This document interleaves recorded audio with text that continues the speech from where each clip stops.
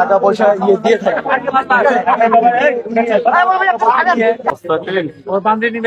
দেখেন প্রত্যেকটা মনে 2-3 কেজি করে ওজন। হ্যাঁ, এখন তো পাগলের কাছেও লাখ লাখ টাকা পাওয়া যাচ্ছে। তো বিষয়টা হয়েছে কি, এই ভাইয়েরা হচ্ছে সোশ্যাল ওয়ার্ক করে। সাধারণত দেখা যায় পাগলেরা রাস্তায় রাস্তায় ভবঘুরের মতন ঘুরে বেড়ায় এবং তাদের অবস্থা তেমন একটা ভালো থাকে না। যেহেতু তারা পাগল, তারা এরকম পাগলের মতনই ঘোরে। তাদের পুরো শরীরটা অপরিষ্কার, চুল দাড়ি অস্বাভাবিকভাবে বড় থাকে, তাদের ময়লা আবর্জনা, ছিঁড়া কাটা জামা কাপড়, অতিরিক্ত জামা কাপড়, খুবই কষ্টদায়ক পরিবেশে তারা ঘোরাঘুরি করে। আর এই ভাইয়েরা তাদের কষ্টটা কিছুটা কমানোর চেষ্টা করে। তারা কি করে, তাদের চুল দাড়ি কেটে তাদের পরিষ্কার করে গোসল করে নতুন জামা কাপড় পরিয়ে দেয়। সেই একই প্রচেষ্টা এই পাগলের সাথেও করতে গিয়েছিল।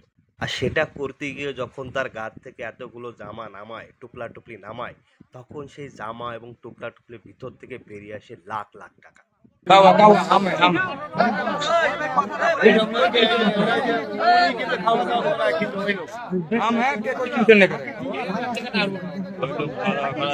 आपका पैसा हम लेंगे, कोई टेंशन है आपका?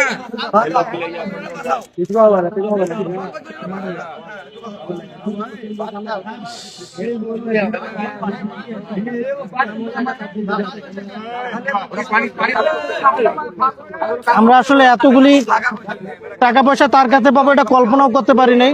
হ্যাঁ, দেখেন এগুলিতে কি আছে।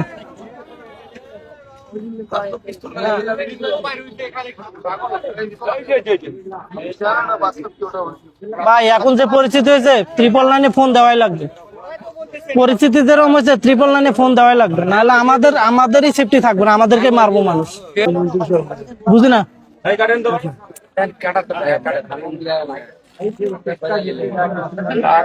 টাকা পয়সা গেছে, অনেক টাকা পয়সা গেছে।